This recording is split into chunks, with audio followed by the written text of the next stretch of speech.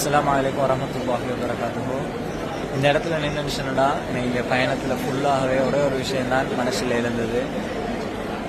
அல்லாஹ் இந்த துவா கபூலாக்கணும். என் கூட்டாளிமார்கள், என் உறவுகள், என் ஷஹாக்கள் சகலரும் இந்த கஅபாவை பார்க்காம மரணிச்சக்கூடாது அப்படின்னு சொல்லி ஒரு துவாவை நான் அதை ஊண்டி கேட்டேன். நான் தொழுத வக்களை எல்லாம் என்ன சொன்னடா, ஒரு முஸ்லீமாக பிறந்தவன் இந்த இடத்துல இந்த கஅபாவை பார்க்காம மரணிச்சவே கூடாது.